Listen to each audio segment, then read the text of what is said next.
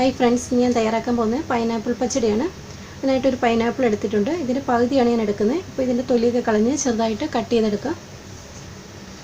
അപ്പോൾ പൈനാപ്പിളൊക്കെ ഞാൻ ഇതുപോലെ നീളത്തിൽ ചെറുതായിട്ട് കട്ട് ചെയ്തെടുത്തിട്ടുണ്ട്. ഇനി ഇതൊരു കുക്കറിലേക്ക് ഇട്ട് കൊടുക്കാം.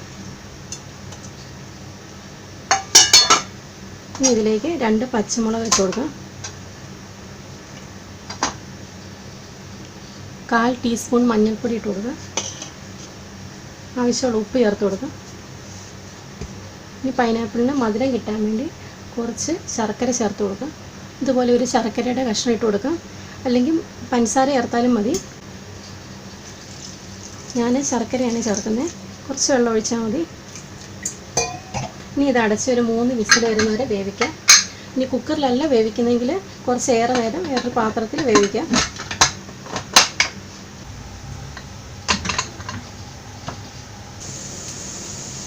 ഇനി പൈനാപ്പിൾ പച്ചടിക്കുള്ള അരപ്പ് തയ്യാറാക്കാം. അതിനായിട്ട് 5 ടേബിൾ സ്പൂൺ തേങ്ങ എടുത്തിട്ടുണ്ട്. കുറച്ച് കറിവേപ്പില,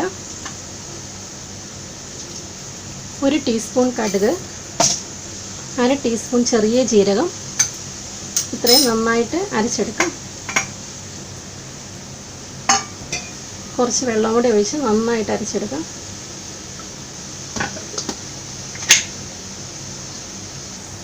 ഇപ്പം തേങ്ങയൊക്കെ ഞാൻ നന്നായിട്ട് അരച്ചെടുത്തിട്ടുണ്ട്. 3 വിസിൽ വന്നു കഴിഞ്ഞപ്പോൾ ഫ്ലെയിമൊക്കെ ഓഫ് ചെയ്തിട്ടതാണ്. ഇപ്പം കുക്കറിൻ്റെ പ്രഷറൊക്കെ പോയിട്ടുണ്ട്. തുറന്ന് നോക്കാം.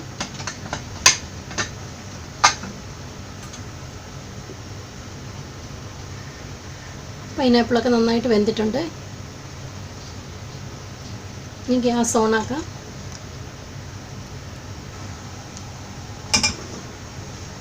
ഇനി ഇതിലേക്ക് അരച്ച് വെച്ചിരിക്കുന്ന തേങ്ങ ചേർത്ത് കൊടുക്കാം.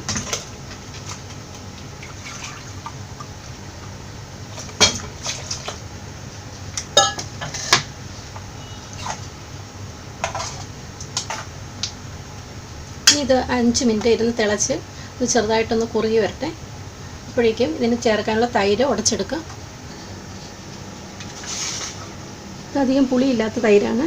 മിക്സിയിൽ അടിക്കുന്നതിനേക്കാളും നല്ലത് ഇതുപോലെ ഉടയ്ക്കുന്നതാണ്.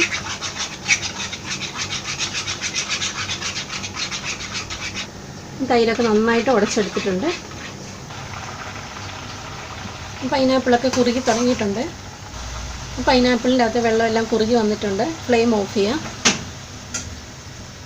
ഇനി ഇതിലേക്ക് ഉടച്ച് വെച്ചിരിക്കുന്ന തൈര് ചേർത്ത് കൊടുക്കുക. 2 ടേബിൾ സ്പൂൺ തൈരാണ് ഞാൻ ചേർത്ത് കൊടുക്കുന്നത്.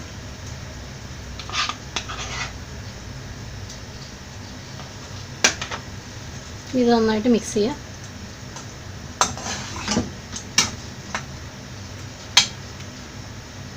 ഇനി ഇതിലേക്ക് താളിച്ച് ചേർക്കാനായിട്ടൊരു ചെറിയ ഫ്രൈ പാൻ അടുപ്പത്ത് വെക്കാം.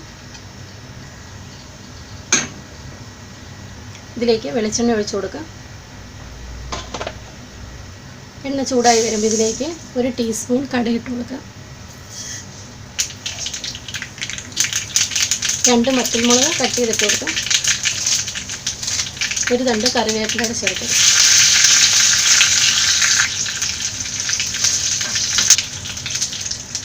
ഈ താളിച്ചത് ഇതിലേക്ക് ചേർത്ത് കൊടുക്കാം.